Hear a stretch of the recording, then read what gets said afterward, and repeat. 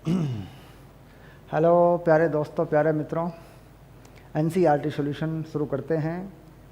चौथे चैप्टर के लिए गतिमान आवेश और चुंबकत्व। इस चैप्टर की थ्योरी, फॉर्मूले, आंकिक उदाहरण, एनसीईआरटी के उदाहरण सब कुछ हम कर चुके हैं। ठीक, चलिए चलते हैं पहले सवाल पे। पहले सवाल में क्या कहता है? तार की एक वृत्ताकार कुंडली में 100 फेरे हैं, प्रत्येक की त्रिज्या 8 सेंटीमीटर है। तो त्रिज्या 8 सेंटीमीटर है, इसको मीटर में बदलना पड़ेगा। और इनमें 0.40 एम्पियर विद्युत धारा प्रवाहित हो रही है। कुंडली के केंद्र पर चुंबकीय क्षेत्र का मान बताइए। यानी बिल्कुल सीधा सा सवाल है, पहला ही सवाल है, चौथे चैप्टर का पहला सवाल है ये। क्या सूत्र लगता है कुंडली में? Mu not an I by 2r। Mu naught 4 पाई गुणा 10⁻⁻7। ये म्यू नॉट का मान है। देखो कितने फेरे हैं? 100। कितनी धारा है? 0.4। और कितनी त्रिज्या है? 2 गुना 8/100। 8/100 क्यों किया है? क्योंकि सेंटीमीटर में त्रिज्या है और मीटर में लगानी है आपको। तो ये वैल्यू जो है हल करके आ जाती है पाई गुणा 10⁻⁻4 टेस्ला। ये आता है उत्तर। ठीक, चेक कर लें कि भाई ये उत्तर आता है कि नहीं आता है। बोला सर आपको तो याद है। मुझे कुछ उत्तर याद रहते हैं क्योंकि कई सालों से मैं कराता हूँ, तो मुझे कुछ उत्तर याद रहते हैं। कुछ सवालों के उत्तर मेरे याद बने रहते हैं, बात सही है। लेकिन देख लेते हैं चेक करके कि ऐसा हो रहा है कि कितना आता है ये वैल्यू। अब देखिए क्या करते हैं। सबसे पहले 10⁻⁻7, ये 100 और ये 100, इन चीज़ों को मिलाते हैं, ये बन जाएगी 10⁻⁻3 +4 कर देते हैं इसमें। क्यों? क्योंकि 10⁻2 ऊपर आ जाएगी, 2 ये पहले से पड़ी है, तो ये इतना हो जाएगा, 10⁻⁻3 हो जाएगा। इसके बाद इसके साथ 4 का दशमलव हटा लेते हैं और इस 8 के आगे इसे 80 बना देते हैं। ये आ गया, यानी इसका भी समाधान हमने कर दिया। 4/80 कर दिया इसके साथ में। अब ये जो 2 है, इस 2 से 2 काट देते हैं, इसे कर देते हैं 2 पाई, ऐसे। ठीक, अब ज़रा देखिए कुछ बचा तो नहीं है। अब इसको ठीक कर लेते हैं। ये हो गया 10⁻⁻3 और ये हो गया, देखिए ये कितना बनेगा? ये बनेगा 8, कट जाएगा, ये बन जाएगा 1/10। ये 8 बनेगा, ये 80 है, ये हो गया पाई। तो देखिए पाई गुणा 10⁻⁻4 टेस्ला, ये उत्तर हो गया। ठीक, चलिए दूसरा सवाल करते हैं। दिशा नहीं पूछी गई है। दिशा तब बता पाएंगे जब करंट की धारा की दिशा मालूम हो। वृत्ताकार कुंडली में के केंद्र पर चुंबकीय क्षेत्र है ना। चलिए दूसरा सवाल लेते हैं।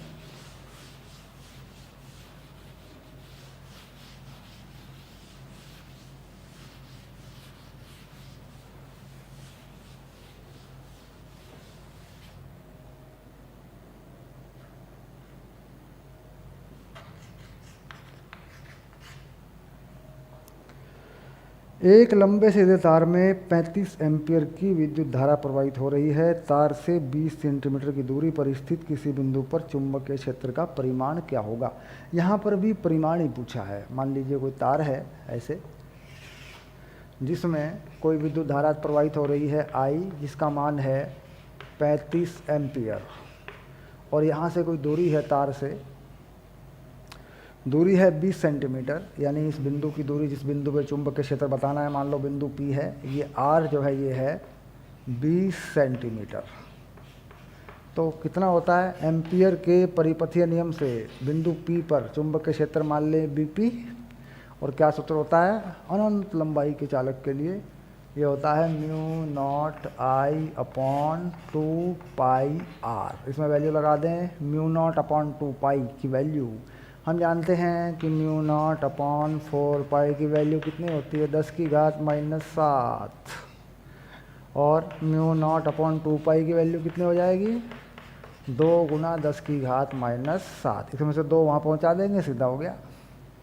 ठीक, तो वैल्यू लगा देते हैं 2 गुना 10⁻⁻7। धारा है इसमें 35 एम्पियर।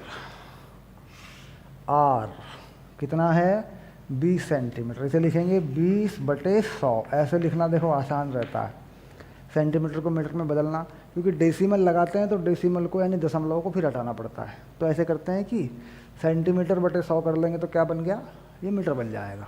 ठीक, चलिए इसको ठीक कर लेते हैं। अब देखिए 2 से इसे काट लेते हैं, इसे काट लेते हैं, 10 ऊपर पहुंच जाता है तो ये हो गया 10 की घात -7 गुना 350।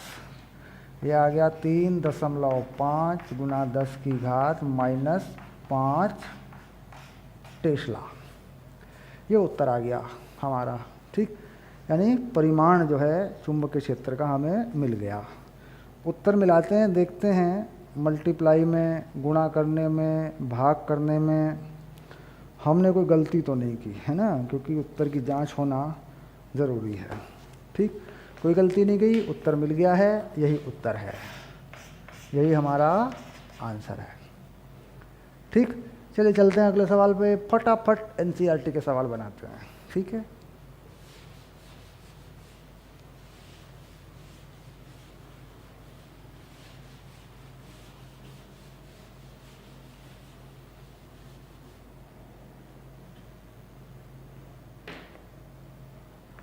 अब आ गया 4-3।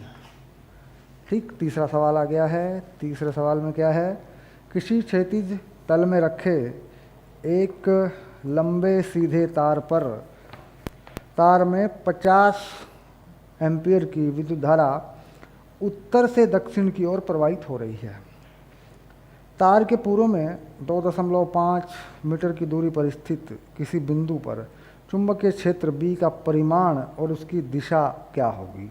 एक क्षैतिज तल में रखे लंबे सीधे तार उत्तर से दक्षिण की ओर धारा इसमें प्रवाहित हो रही है। सबसे पहली बात ये होती है कि हम एक क्षैतिज तल में इस चित्र को कैसे बनाएं। देखिए बहुत बढ़िया तरीका बताता हूँ आपको। आप क्या करिए, इस तरीके से XYZ एक्सिस मान लीजिए, ये X और ये Y और ये Z। ठीक, तो मान लीजिए कि जो ZX तल है वही क्षैतिज तल है।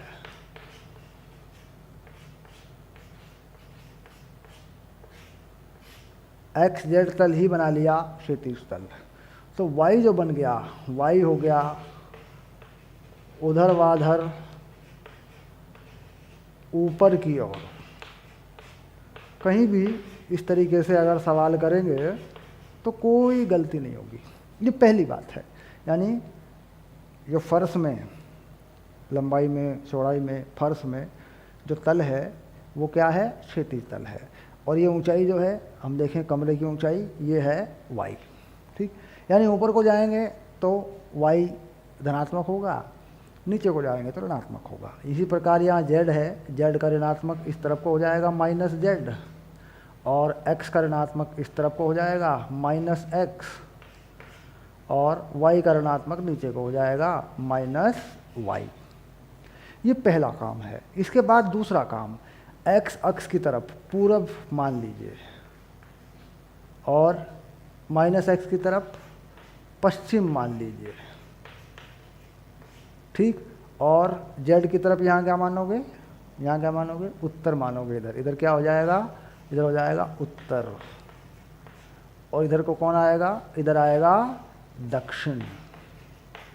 देखो कितना आसान है समझना। XZ तल में उत्तर दक्षिण पूरब पश्चिम हो गए और ऊपर की तरफ Y हो गया। अब इस सवाल में तार कहाँ पर रखा है, धारा कहाँ पर प्रवाहित हो रही है, वो मैं आपको बता दूंगा। ठीक, देखिए अब इसमें कैसे हो रहा है, ये डायग्राम हम लगा दें इसमें, बिल्कुल ऐसे इस सवाल पे लागू कर देते हैं इसको ऐसे। ठीक, ये बन गया Z एक्सिस और ये बन गया ऊपर की तरफ Y, ये बन गया पूरब, ये बन गया पश्चिम, ये बन गया उत्तर, ये बन गया दक्षिण, ये बन गया नीचे की तरफ, ये बन गया ऊपर की तरफ ऐसे। ठीक, तो धारा प्रवाहित हो रही है उत्तर से दक्षिण की ओर। कितनी धारा है, 50 एम्पियर। तो 50 एम्पियर की धारा उत्तर से दक्षिण की ओर प्रवाहित हो रही है। तो यहाँ मान लेता हूँ, देखो इसको, देखो कितना बढ़िया तरीके से समझ में आएगा। ये रहा वो, देखो चालक। इसमें यहाँ जो धारा बह रही है इस चालक में, ये धारा ये है I, ठीक, और I का मान कितना है 50 एम्पियर। कैसे बह रही है देखो, उत्तर से दक्षिण की ओर। ये क्या मान लिया, ये मान लिया उत्तर और ये मान लिया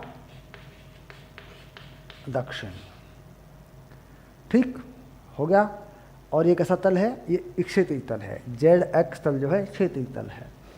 अब इसके बाद क्या कहता है, तार के पूरब में 2.5 मीटर की दूरी पर स्थित, पूरब में, तार के पूरब में कितनी दूरी ले लूँ यहाँ पे, इस बिंदु P की ये दूरी ले ली 2.5 मीटर, ऐसे, ठीक। चुंबकीय क्षेत्र, लंबा तार है, ठीक। अब मान लीजिए देखें इधर से, अगर यूँ देखें, अगर यूँ धारा यूँ देखें, ऐसे जो धारा आ रही है मान लो दक्षिण की तरफ, तो यूँ घूम के आता है मैग्नेटिक फील्ड, चुंबकीय क्षेत्र। यूँ घुमाएंगे, देखो अंगूठे पे रखेंगे धारा और उंगली घुमा के लाएंगे तो यूँ घूम के आएगा। यानी यहाँ पर जो चुंबकीय क्षेत्र होगा वो इस धारा के यूँ घूम के आएगा, ये यूँ घूम के आएगा, देखो ऐसे, ये चुंबकीय क्षेत्र यहाँ घूम के आएगा ऐसे। और किस तरफ आएगा, ये इस तरफ आएगा, ऐसे घूम के आएगा, ये B आएगा, देखो B। और ये हो किस तरफ रहा है, आ किस तरफ रहा है, यूँ घूम के। अब देखो मैं इसे चित्र सही समझाता हूँ आपको। मान लीजिए हम यहाँ खड़े हैं, इसको समझना पड़ेगा, थोड़ा सा आराम से समझना पड़ेगा। मान लीजिए हम यहाँ खड़े हैं, इस तरफ को क्या है, इस तरफ को पूरब है और इस तरफ को पश्चिम है। तो आपकी तरफ यूँ इस तरफ उत्तर हो जाएगा और आपकी तरफ दक्षिण हो जाएगा। धारा जो आ रही है वो ऐसे उत्तर से दक्षिण की तरफ को आ रही है, धारा आपकी तरफ आ रही है। पूरब की तरफ एक बिंदु लिया तार से 2.5 मीटर पे, तो चुंबकीय क्षेत्र यूँ घूम के आएगा, ठीक।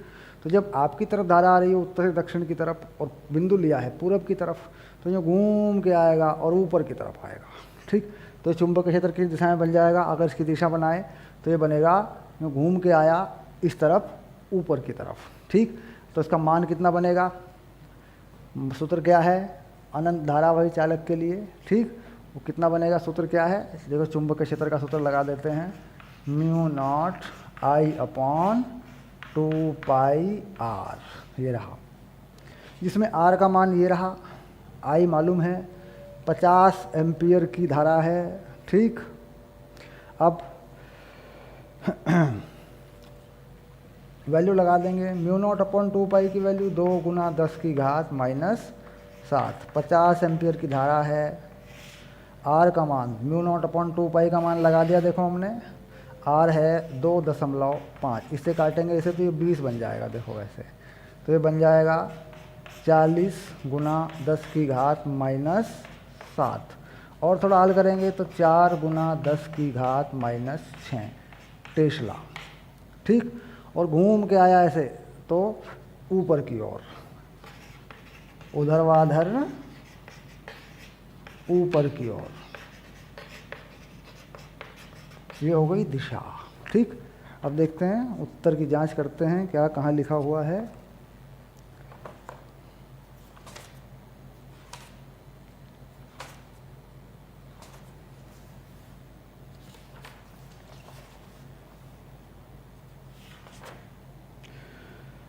चार गुना 10⁻⁻6 टेस्ला ऊर्ध्वाधरतः ऊपर की ओर, ठीक।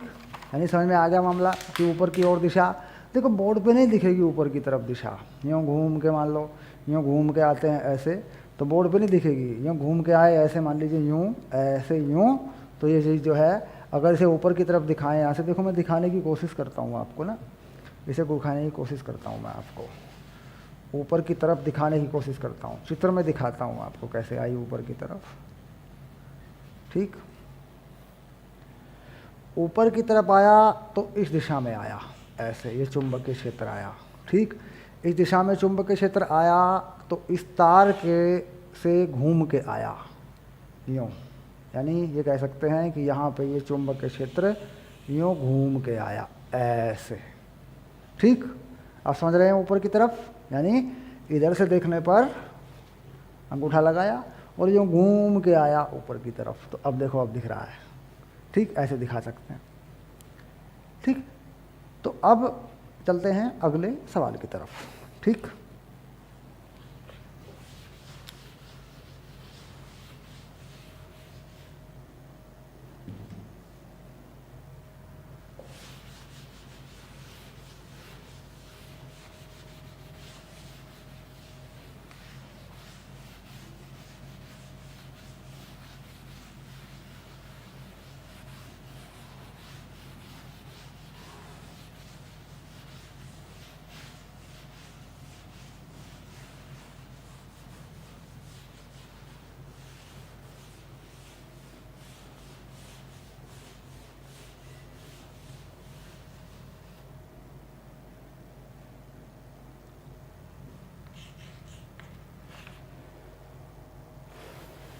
चौथा सवाल, व्योमस्थ खींचे एक क्षैतिज तार, बिजली के तार में 90 एम्पीयर की विद्युत धारा पूर्व से पश्चिम की ओर बहती है। अब पूर्व से पश्चिम की ओर देखो, इस चित्र पर फिर आ जाते हैं, वापस इधर आ जाते हैं इस तरीके से। ये है उत्तर और ये है दक्षिण, और ये पूर्व है, ये पश्चिम है। ठीक, इसी को वापस बना लेते हैं, देखो समझ में आ जाएगा मामला। ये हो गया पूरब, ये हो गया पश्चिम, और ये हो गया उत्तर, और ये हो गया दक्षिण। ठीक, धारा जो बह रही है पूरब से पश्चिम की ओर बहती है। अब धारा मान लीजिए इसमें बहती है तार में, ऐसे बिजली का कोई तार है, ये ऐसे धारा बहती है इसमें। ठीक, धारा जो बह रही है पूरब से पश्चिम की तरफ, यानी इसमें इस दिशा में देखो धारा बहती है आई, और आई का मान कितना है 90 एम्पियर। 90 एम्पियर की ये धारा है। ठीक, अब कह रहा है पश्चिम की ओर प्रवाहित हो रही है, तार के 1.5 मीटर नीचे विद्युत धारा के कारण उत्पन्न चुंबकीय क्षेत्र का परिमाण और दिशा क्या है। अब तार के 1.5 मीटर नीचे, तो सीधी सी बात है कि हमने ये जो दिशा मानी है, ये मानी है ऊर्ध्वाधर ऊपर की ओर। हमारे चित्र में ये साफ है, तो इस तार से 1.5 मीटर नीचे मैं आ जाता हूँ इस बिंदु P पे, ये दूरी बना लेता हूँ मैं 1.5, जो कि R के बराबर है। हमारे सूत्र में ये R के बराबर है। ठीक, अब यहाँ पर मैं चुंबकीय क्षेत्र निकालना चाहता हूँ, उसकी दिशा भी निकालना चाहता हूँ। देखिए धारा बह रही है इस तरफ से, तो धारा जो है यूँ घूम के आएगी ऐसे, मतलब जो क्या नाम चुंबकीय क्षेत्र जो है इसमें यूँ घूम के आएगा ऐसे,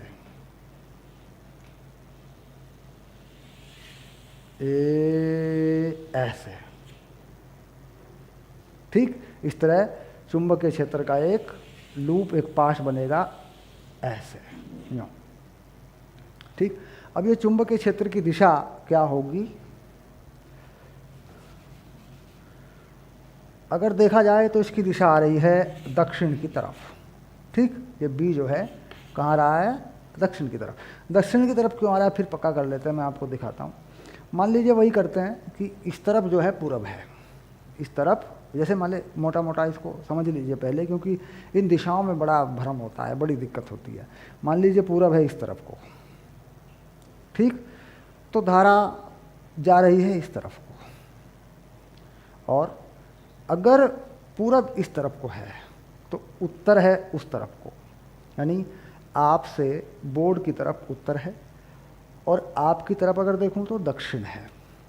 ठीक, धारा जो है पूरब से पश्चिम की तरफ जा रही है, तो धारा में जब लूप घुमाएंगे चुंबकीय क्षेत्र का, धारा में जब चुंबकीय क्षेत्र का लूप घुमाएंगे तो ये लूप जब तार के नीचे पहुंचेगा, तार के नीचे देखिए, तार के नीचे लूप पहुंच रहा है, जब धारा जा रही है आगे को और धारा के चारों तरफ जब लूप घुमाएंगे तार के नीचे पहुंचेगा, तो ये चुंबकीय क्षेत्र की दिशा आपकी तरफ आएगी, और अगर तार के ऊपर देखेंगे तो उत्तर की तरफ जाएगी।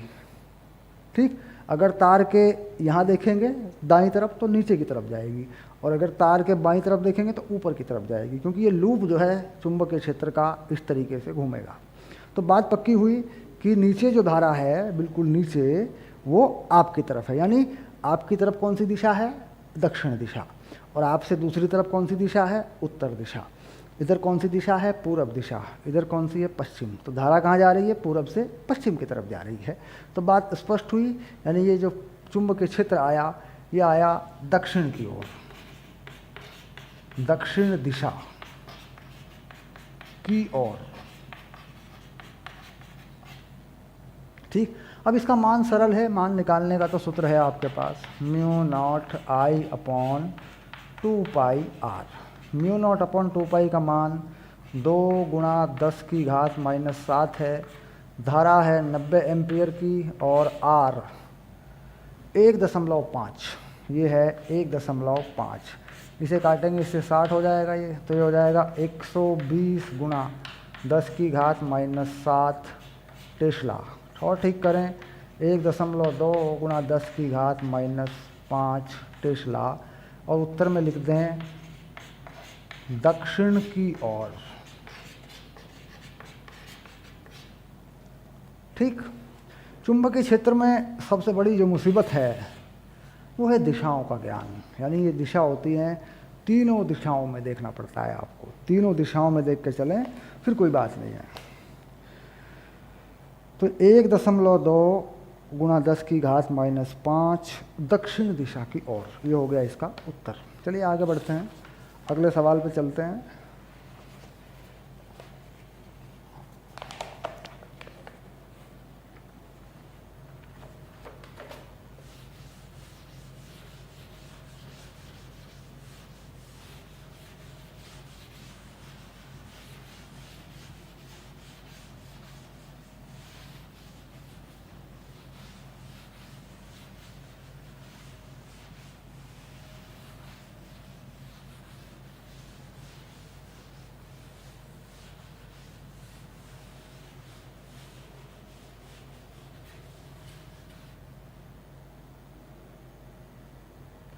सवाल नंबर 5 की तरफ, क्वेश्चन नंबर 5।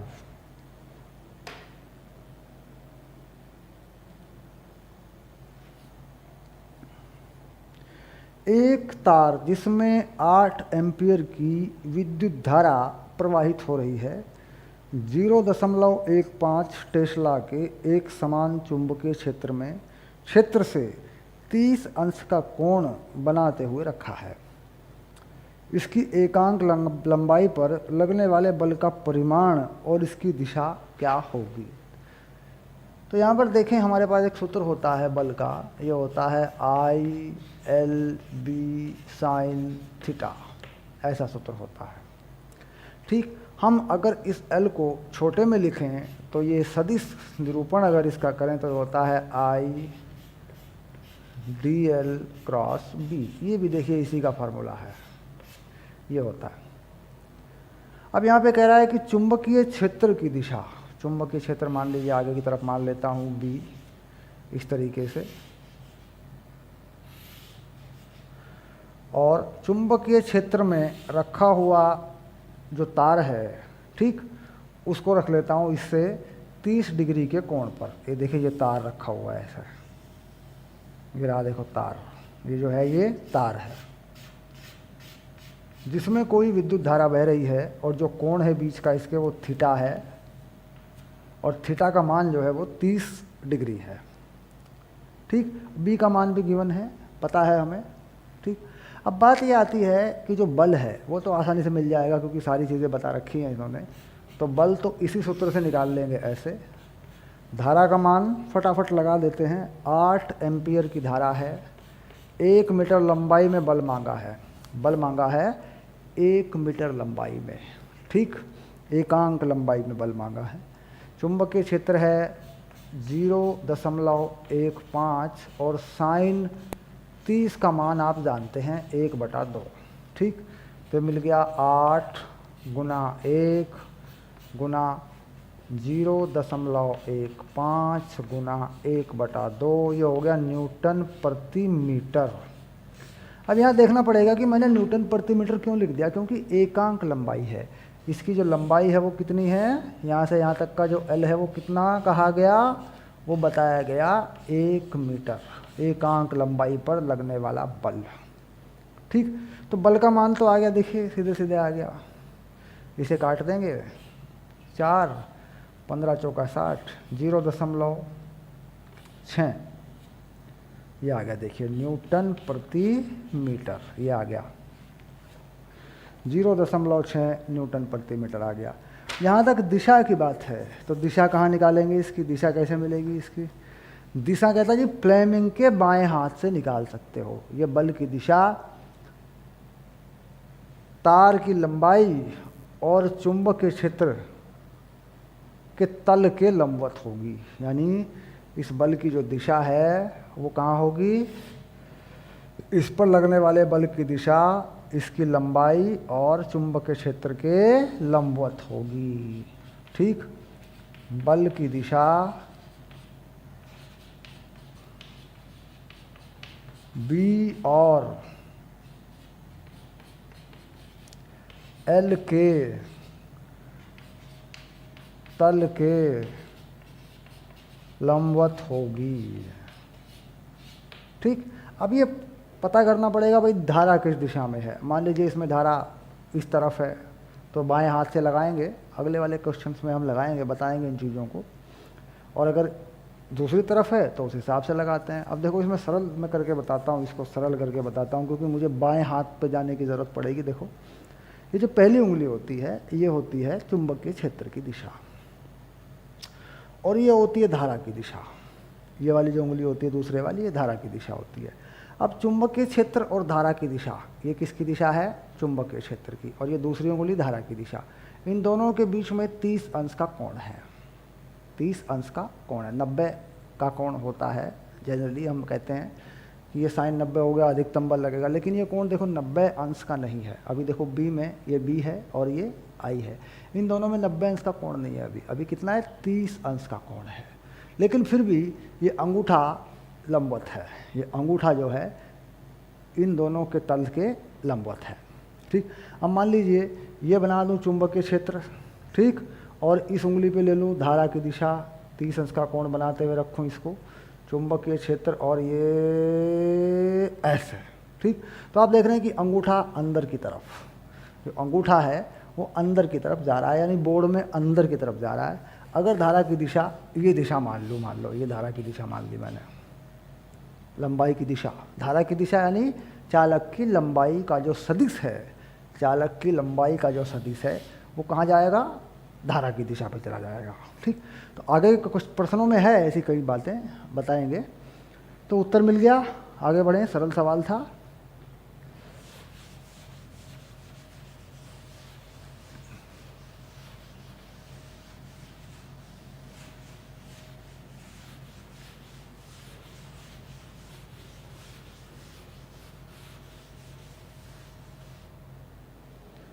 चलिए अब चलते हैं अगले सवाल पर, प्रश्न नंबर 6।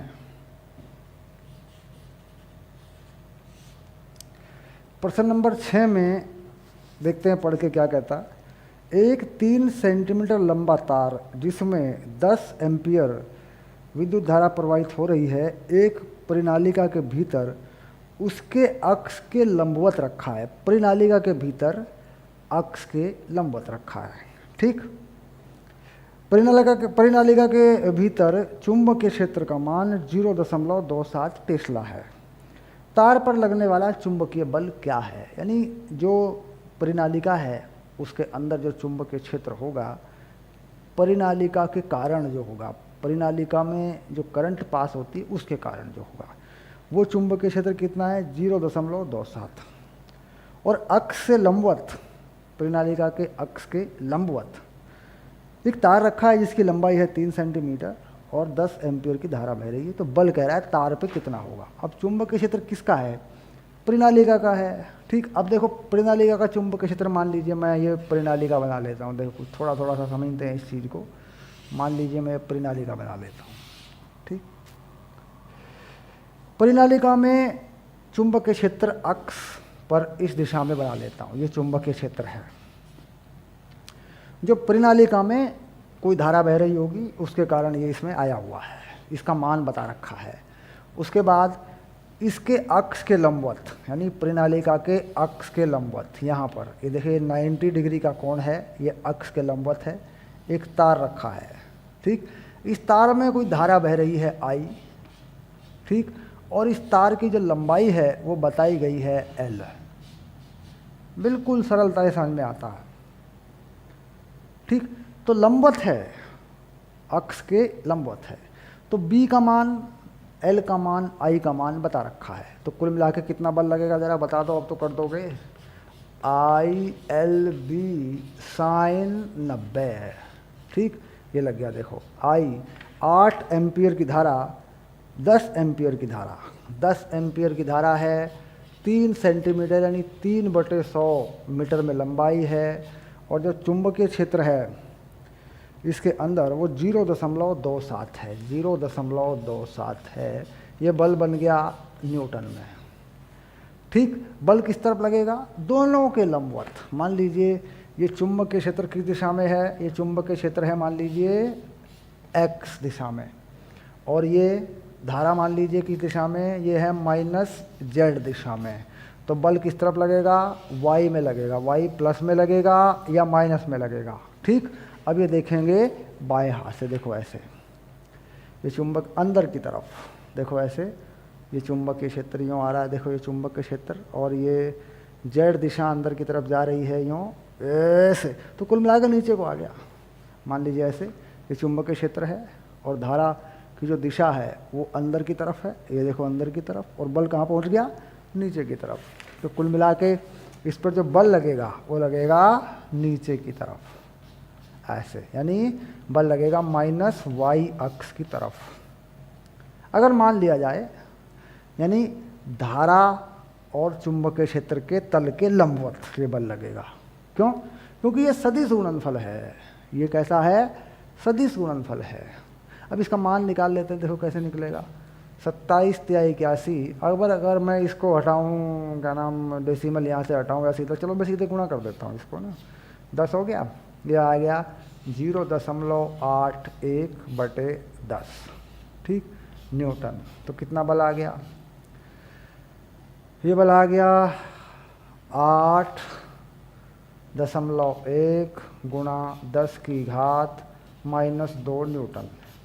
भाई मेरे हिसाब से तो यही आ रहा है, बाकी यही आ रहा है। फ्लेमिंग बल की दिशा फ्लेमिंग के बाएं हाथ के नियम के अनुसार दी जाती है। तो दिशा कैसे बताते हैं पूछ रहा था, दिशा कैसे बताएंगे? तो फ्लेमिंग के बाएं हाथ के नियम के अनुसार बताते हैं, जैसे मैंने बताई थी, अभी निकाल के दिखाई आपको, बाएं हाथ से निकाल सकते हैं।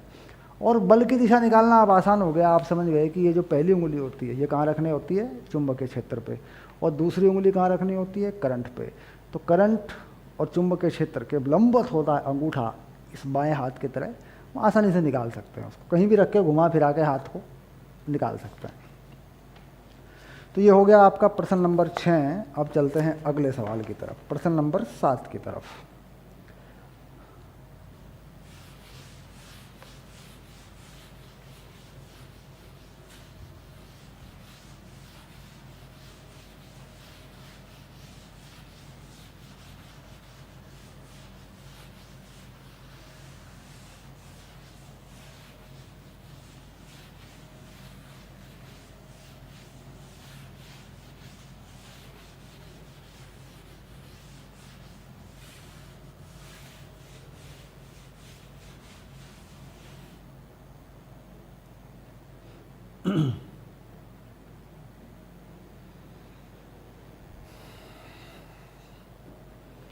चलिए अब आ गए 4-7।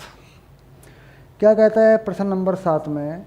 एक दूसरे से 4 सेंटीमीटर की दूरी पर रखे दो लंबे सीधे समांतर तारों ए तथा बी में क्रम से 8 एम्पियर और 5 एम्पियर की धाराएं एक ही दिशा में प्रवाहित हो रही हैं। तार ए के 10 सेंटीमीटर खंड पर बल का आकलन कीजिए। बड़ा ही आसान सवाल है, सूत्र को बस याद करना है। ठीक, क्या सूत्र होता है? बल प्रति एकांक लंबाई पे लगाया जाए, dF/dl, ये होता है μ0 I1 I2 2πr, ये सूत्र होता है इसका बल का। देखो, प्रति एकांक लंबाई में दो समानांतर धारावाही चालकों के बीच में लगने वाला ये बल है। अगर ये धाराएं समान दिशा में है तो ये बल कैसा होता है? आकर्षण बल होता है। मान लीजिए दो धाराएं समान दिशा में हैं, ठीक ऐसे, ये है I1 और ये है I2, और इनके बीच की जो दूरी है वो R है, कम से कम दूरी है ना, ऐसे। तो बल कैसा लगेगा? आकर्षण बल लगेगा। F इस पे लगेगा दूसरे की तरफ, दूसरे पे लगेगा पहले की तरफ, ठीक। ये दोनों बल ऐसे लगते हैं। यहाँ पर बल क्रिया प्रतिक्रिया से देखे जा सकते हैं, क्योंकि होते हैं यहाँ पे। हर मामले में ऐसी अवस्थाओं में क्रिया प्रतिक्रिया बराबर होगी ज़रूरी नहीं होता, क्योंकि हम ये मान लेते हैं कि क्रिया प्रतिक्रिया न्यूटन का तीसरा नियम है, ठीक।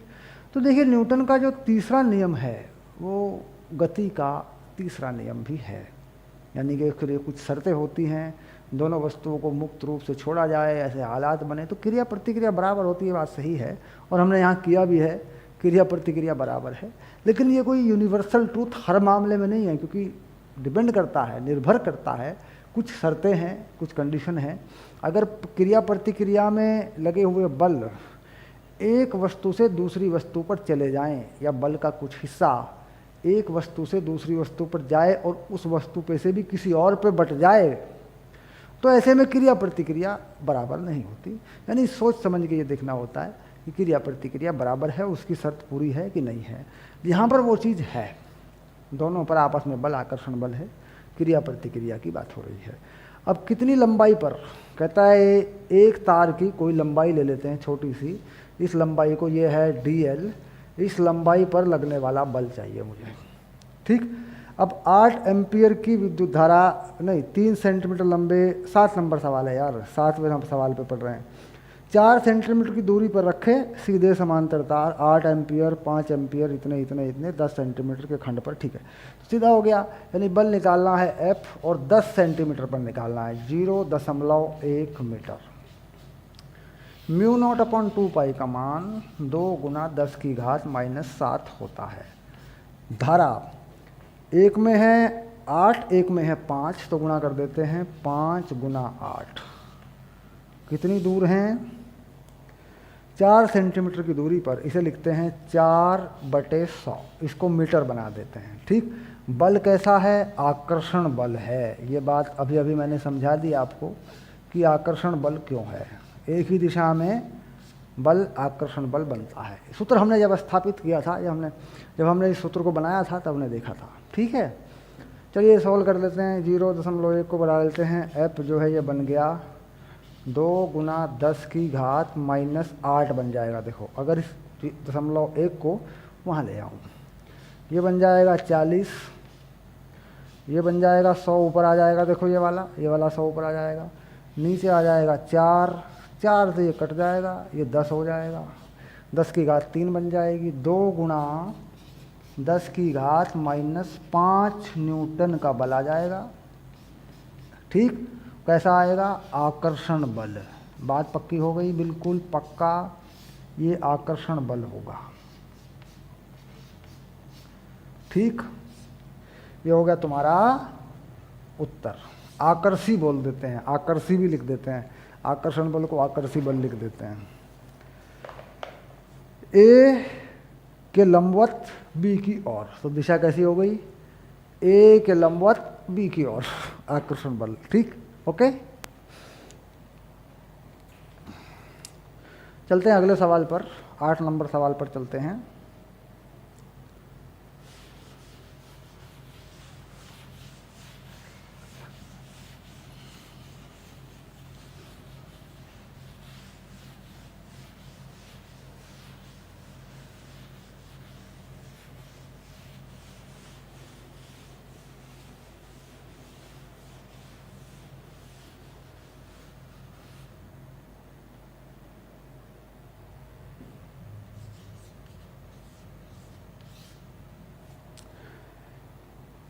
पास फेरों वाली एक परिनालिका की लंबाई 80 सेंटीमीटर है। यानी ये कोई परिनालिका है, इसकी जो लंबाई है वो कितनी है?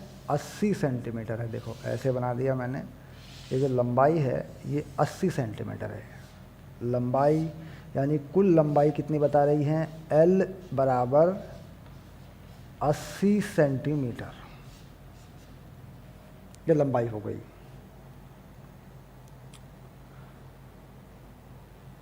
इसमें 5 परतें हैं जिनमें प्रत्येक में 400 फेरे हैं। यानी अगर देखें तो फेरे जो है इस तरीके से अगर प्रणालिका में लगे हुए हैं यूँ ऐसे, तो इन फेरों की जो परतें हैं वो 5 हैं, यानी इसके ऊपर भी एक परत है फिर ऐसे, समझ रहे हैं बात को। ऐसे फेरों की परतें हैं, फेरों के ऊपर फेरे चढ़े हुए हैं ऐसे यूँ।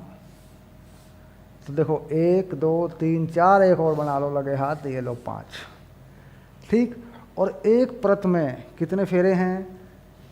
एक परत में फेरे हैं 400, तो कुल फेरे कितने हो गए? 5 परत हैं, 400 फेरे हैं, तो कुल फेरे हो गए 2000। ये हो गई कुल फेरों की संख्या, कुल फेरों की संख्या, ठीक। अब इसमें कितनी धारा बह रही है ये देखना है। परिनालिका का व्यास 1.8 सेंटीमीटर है। यदि इसमें 8 एम्पीयर की विद्युत धारा प्रवाहित हो रही है तो परिनालिका के भीतर केंद्र के पास चुंबकीय क्षेत्र का मान बताइए, ठीक। अब यहाँ देखो एक चीज़ दे रखी है, 1.8 सेंटीमीटर त्रिज्या, यानी जो परिनालिका की त्रिज्या है आर, वो बता रखी है, आर का मान बताया हुआ है 1.8 सेंटीमीटर। जबकि सवाल में इसका कोई काम नहीं है, प्रश्न में इसका कोई काम नहीं है, तो ये बताता है कि जो एल है वो बड़ा है आर से, ठीक। तो जो हम डेरिवेशन कर रहे थे मैंने बताया था कि ये फॉर्मूला तभी काम करेगा जब इसकी लंबाई अधिक हो त्रिज्या की तुलना में, क्योंकि ये एम्पियर के परिपथीय नियम से निकलता है और अनंत लंबाई के लिए ये सूत्र बनता है। तो अनंत जैसा हो जाए मान कैसा मिलेगा हमें? हमें मान मिलेगा लगभग मान, अप्रॉक्सीमेट वैल्यू। अब देखते हैं, लगा देते हैं सूत्र परिनालिका के चुंबकीय क्षेत्र का सूत्र लगा देते हैं। कितना होता है? बी म्यू नॉट एन आई। ये क्या है? एन क्या है? प्रति एकांक लंबाई में फेरों की संख्या, ये होता है देखो, प्रति एकांक लंबाई में फेरों की संख्या, यानी 1 मीटर लंबाई में फेरों की संख्या। तो कुल फेरों की संख्या बटे कुल लंबाई है, जो कि यहाँ पे हमें दे रखा है पहले से। तो लगा दें अगर इसको, तो म्यू नॉट कुल फेरे कुल लंबाई और धारा। म्यू नॉट की वैल्यू 4 पाई 10 की घात -7 होती है। कुल फेरे 2000 हो गए। कुल लंबाई ये हो गई 80/100। अब देखो मैंने ये बटे 100 क्यों किया, आप समझ गए होंगे कि मैंने इस सेंटीमीटर को मीटर बना दिया, ठीक। चलिए कितनी धारा है इसमें? इसमें विद्युत धारा कितनी है? 8 एम्पियर की धारा, तो इसे 8 से मैंने गुणा कर दिया ऐसे। अभी देखो चुंबकीय क्षेत्र निकाल रहे हैं। अब एक जीरो काट लेते हैं, ये 8 भी काट लेते हैं, इस 10 को यहाँ एक जीरो के रूप में बदल देते हैं। तो ये हो गया, ये 10 की पावर 4 है, इसे इसमें 10 में 7 में लगा देते हैं, ये हो गया -3। ये मामला हल हो गया, ठीक। क्या बचा यहाँ पे? सिर्फ 2 बचा हमारे पास। ये हो गया 8 पाई गुना 10 की घात -3, ये हो गया टेस्ला, ठीक। तो देखा जाए तो ये हमारा उत्तर है। इसमें हम चाहें तो मान रख सकते हैं पाई का, 8 पाई 10 की घात -3 टेस्ला, ये उत्तर है, ठीक। अब हम देखेंगे अपनी क्लास का टाइम, 40-45 मिनट की क्लास लेते हैं, अगली क्लास में फिर मिलते हैं। हाँ बिल्कुल 45 मिनट 45 मिनट की हमारी क्लास हो गई है, बिल्कुल क्लासरूम की तरह जैसे अपनी कक्षा में पढ़ते हैं, बिल्कुल ऐसे ही पढ़ें, मज़े मज़े में, ठीक। मिलते हैं अगली कक्षा में, और अगली कक्षा में लेते हैं सवाल नंबर 9 से पकड़ते हैं, ठीक है। चलिए ठीक है।